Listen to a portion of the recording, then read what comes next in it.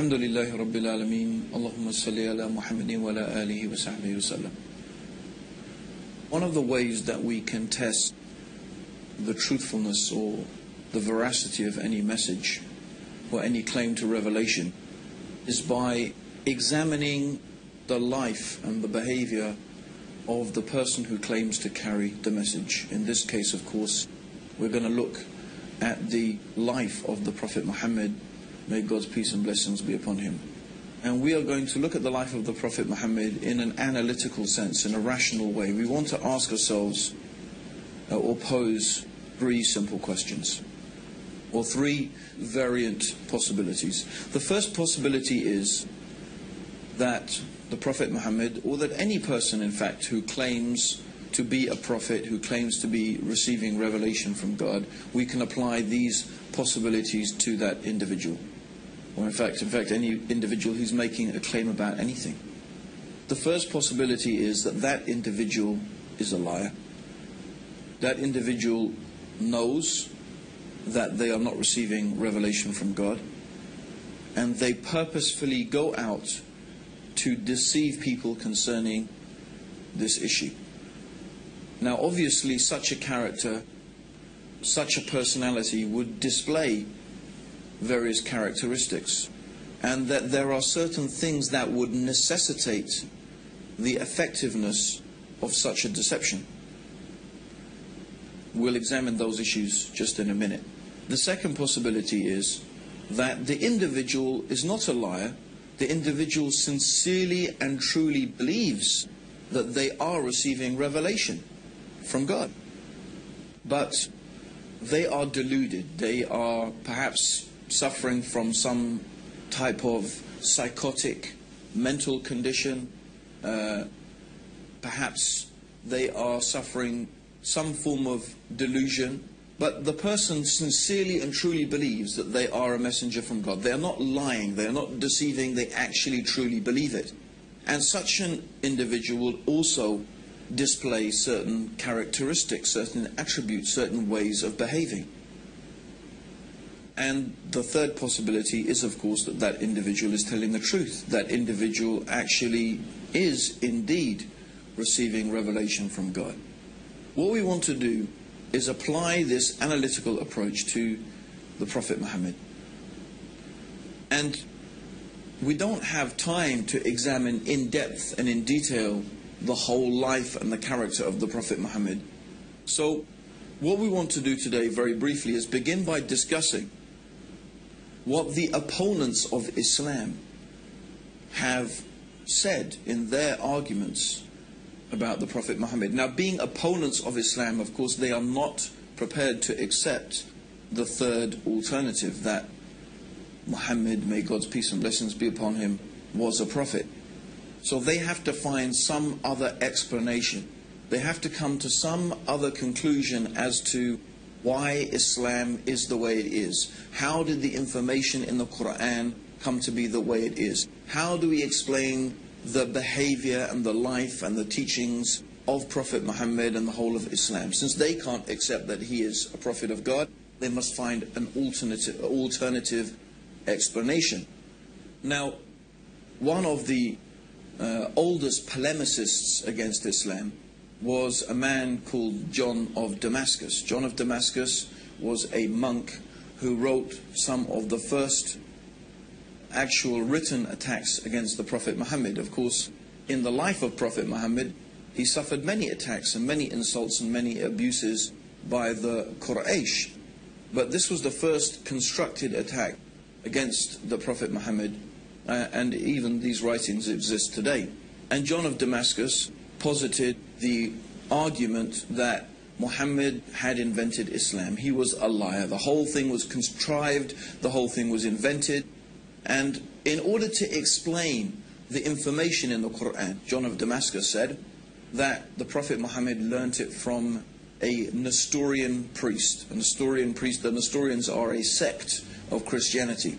And he claimed that all of this information was learnt from a Nestorian priest, and others have proposed the same type of idea, that he had someone from whom he was gathering all of this information, maybe some priest, maybe some rabbis, but anyway, this information must have come from some human source, someone who was well-versed, someone who was knowledgeable in religious affairs, in legal affairs, and so on and so forth, who was feeding Muhammad this information. And that Muhammad invented this whole religion for his own personal gain. So this is one proposition. Now, some modern writers have taken that same approach, but they have tried to give the cloud, as we could say, a silver lining. They said, yes, Muhammad invented Islam, but his intentions were good. He invented it because he found his people in such a bad condition that he wanted to improve their condition, and he decided that monotheism and removing them from idolatry was the best path to their reformation. But it still leaves the question, from where did Muhammad get this information from that we find contained in the Quran and in the teachings of the Prophet Muhammad? It still leaves us with the position that he must have lied, he must have invented it, he must have got that information from somewhere. So this is one particular group of writers have gone down this line. And they obviously will not accept that the Prophet Muhammad is a messenger from God. The other group has taken a different approach. They examined the life of Prophet Muhammad, and they said that, well, everything we can see about this man, from his character, from his personality, from the way that he behaved, from his personal characteristics that he displayed to his wives, to his companions, and so on and so forth, shows that this man genuinely believed that he was a messenger of God, because he did not behave in the manner and with the characteristics of a liar. In fact, as we have previously mentioned, he was known amongst his people for his truthfulness, his trustworthiness, and his honesty. One of the nicknames that the pagan Arabs had given to Prophet Muhammad before he claimed prophethood was Al-Amin. And Al-Amin means in Arabic the truthful and the trustworthy. He was well known amongst them for his honesty, his truthfulness in his dealings, and his sincerity. And these characteristics the Prophet Muhammad continued to display throughout all of his life. And so they said, well, the Prophet Muhammad manifested this apparent and obvious sincerity and truthfulness. We don't find duplicity in his character. We don't find deceitfulness in his character. So they said, no, we cannot accept that the Prophet Muhammad was a liar. Therefore, we believe that he was deluded. He was suffering from some psychotic condition, some form of epilepsy, some neurosis that made him believe that he was a prophet, but he was a very sincere individual, although concerning the issue of being a prophet of God, of course, we don't accept that. This is what they claim. Therefore, they explain the life of Prophet Muhammad, and they explain him by saying that he was suffering some type of delusion.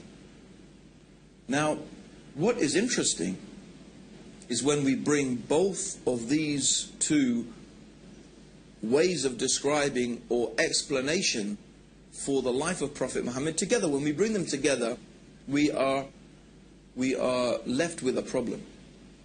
And the problem is this, is these two different ways of examining the life of Prophet Muhammad actually contradict each other. The first one says that we need to explain the information in the Quran. We need to explain its deep knowledge of theology, of philosophy, of law, of religion, of history, of science, and all of these things are manifest and clear in the Quran. Where did this knowledge and information come from? These people say, well, the Prophet Muhammad must have learnt it from someone. But the other is that the Prophet Muhammad was honest and truthful and trustworthy. So on one hand, we need, or the people who are trying to attack the Prophet Muhammad and say that he's not a prophet, they need on one hand to say he was a liar, and they need to say that to explain the information in the Quran. On the other hand, they need to say that he was deluded, because that's the only way that they can explain his truthfulness and his sincerity. But of course, somebody can't be a liar and be deluded both at the same time. You can't be a liar and be deluded both at the same time. You can only have one or the other. But they need both in order to completely and properly explain the life of Prophet Muhammad. Let's further explain that. If you are deluded and you think that you are a messenger of God, when someone asks you a question or when you are confronted with a problem, you don't think, oh, let me run off and ask my source of information, my rabbi or my priest who's teaching me things, because you don't need to, because you think God is going to reveal that to you. So a deluded person does not go off seeking information from someone or somewhere because that person believes that God is going to reveal that information to them. This is how a person who is deluded into thinking they are receiving revelation behaves. So we see the impossibility of having both things at the same time. Of course, a simple way to reconcile these conflicting opinions is that the information in the Quran concerning theology and philosophy and history and science and so on and so forth is there because this knowledge has come from God.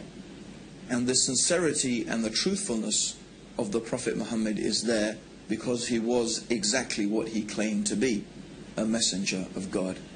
And in fact, this is the sincere and honest way to reconcile these two things, to come to the rational conclusion that the Prophet Muhammad must be what he claimed to be, a messenger of God. Now, I just want to use 3 incidents from the life of the Prophet Muhammad. There are so many that we could use and so many things that we could illustrate our examples with from the life of Prophet Muhammad. In fact, I do encourage everybody to get hold of a good, authentic life history of the Prophet Muhammad written by a Muslim and read it for yourself. And I am sure that if you are sincere and you are honest to yourself, that you'll be convinced that this man is a messenger of God. But I want to take only a few examples.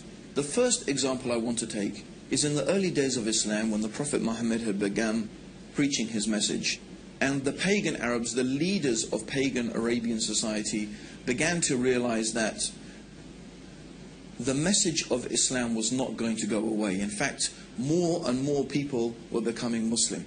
And many of them were slaves and women, the most downtrodden and exploited people in society. And they began to see that Islam had the potential to upset their whole social structure and their status quo and their control over society. So they came with a proposition to the Prophet Muhammad. This is the leaders of the pagan Arabs. They said, look, if you want to be our king, if what you desire by calling people to this religion is to be our king, we will make you our king. If what you desire is money, then we will make you the richest man amongst us. If you desire women, name whatever women that you wish, and we will take the most beautiful women of Quraysh and marry them to you. And if you are suffering from some illness or from some disease that you say this spirit comes and talks to you, we will spend any amount of money and do whatever we can until you are cured from this illness. So if we really think about this offer that was made by the pagan Arabs to Prophet Muhammad, every possible worldly motivation is there. Do you want to be the king? In other words, if the Prophet Muhammad is seeking to be a ruler and to be king, they'll say, we'll make you our king. You want to be rich? If that's your motivation, we'll give you money. You want women? We'll give you whatever women you like. You have some problem, you have some disease, we will spend whatever it takes until it is cured. What is there? What worldly offer is not contained in this offer? It's all there. If the Prophet Muhammad was motivated by any worldly needs or by any worldly desire, he could have accepted their offer and it would have been satisfied. So what was his reply? His reply to his uncle is famous. In one of the books of Seerah it is mentioned that, "Oh my uncle, if you give me the sun in one hand and the moon in the other, I will never leave off calling to this message. Or in another time he said to his uncle, that I cannot abandon calling to this religion and to this message any more than you could take a torch and light it from the sun. So clearly, the Prophet Muhammad was not motivated by worldly desires. And we have to again pose the question, is this the manner of a liar? Is this the manner of a deluded person?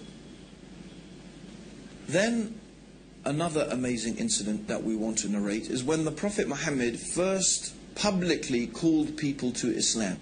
A truly remarkable thing happened. He stood on the top of a mount, of a particular hill in Mecca called Mount Safa. And traditionally, this was a place where if Mecca was being attacked, someone would go and stand on the top of this hill and shout a warning to the people that the city was being attacked. So the Prophet Muhammad went to the top of this mountain and started shouting and calling the people. So the people came, and all of the tribes, everybody came, and if the leader of the tribe did not come, they sent a representative. And so when the people were gathered in front of him, the Prophet Muhammad started calling the various tribes of Mecca by name. Oh, tribe of such and such, oh, tribe of this and that, calling the different tribes. And then he said, I have come to warn you of a terrible punishment from your Lord. I have come to warn you of a terrible punishment from your Lord. When one of the uncles of Prophet Muhammad heard this, his name was Abu Lahab, he started insulting the Prophet. He started cursing the Prophet Muhammad. May your face be rubbed in the dust. Is this what you wasted our time for, Muhammad? For this? You wasted our time for this? We could have been earning money in the marketplace and you wasted our time for this? And this is when some verses of the Quran were revealed. These verses of the Quran are very well there. It's one of the short chapters at the end of the Quran. Tabat yada abi lahabin wa tab. But very briefly, that's not the whole chapter, but what the meaning of this chapter is that this small verse of the Quran is saying that you, Abu Lahab, and your wife, you are going to be in the hellfire because of your persistent disbelief. Now, Abu Lahab was a character that whatever the Prophet Muhammad said, this man would contradict it. In fact, when the Prophet Muhammad used to go and try and teach the people and talk to them about Islam, Abu Lahab would follow behind him, and then he would warn the people and say, this man is a liar, this man is trying to misguide you, don't listen to him, will you abandon the religion of your ancestors, and so on and so forth. So every time the Prophet was trying to call the people to the beauty of the worship of the one God, to this true religion, this man would contradict him. But all this man, Abu Lahab, ever needed to do to almost demolish Islam was to testify that there is only one God, Allah, and that Muhammad was the messenger. And then he could say, well, I am a Muslim now, but what are you going to do with this verse of Quran that says that I'm going to be in the hellfire and that I will die a disbeliever? But for 10 years, these verses of the Quran and this Abu Lahab existed side by side. But he could never take this testimony of faith. Would a liar behave like that? Would someone who is inventing something begin with such a dangerous challenge? People who are lying and people who are deceivers, they're usually very careful and manipulative in the way in which they deal with things. But these verses of the Quran show the complete honesty and the complete sincerity and the forthrightness of this message of Islam. Believe in Allah and His Messenger, or you will face a terrible punishment from Allah. And when this man Abu Lahab protests and he starts insulting, then these verses come from God to the Prophet Muhammad. You are going to suffer eternally for your disbelief. This is not a very, if you were a conniving person, lying and deceiving, I don't think this is the way that you would think of starting your message, because then the man would say, but actually I was really thinking about becoming Muslim and I wanted to embrace Islam. And you would look really a fool. So we see that, and this is what we mean, is that when you're looking at the life and the teachings of the Prophet Muhammad, You do not find the characteristics of a deceiver and of a liar. Yet when we go and we examine the Quran, we find all this knowledge, all this information, that even some of these things scientists have only begun to discover today. It's truly remarkable. Now there's one final incident I want to mention that is really, again, a very strong and very clear illustration that the Prophet Muhammad must have been a messenger from God. And this is some later time in Medina. The Prophet Muhammad had a son. The son, his name was Ibrahim, and the Prophet Muhammad, of course, may God's peace and blessings be upon him, you know, he longed for a son, and he had this beautiful son. His name was Ibrahim.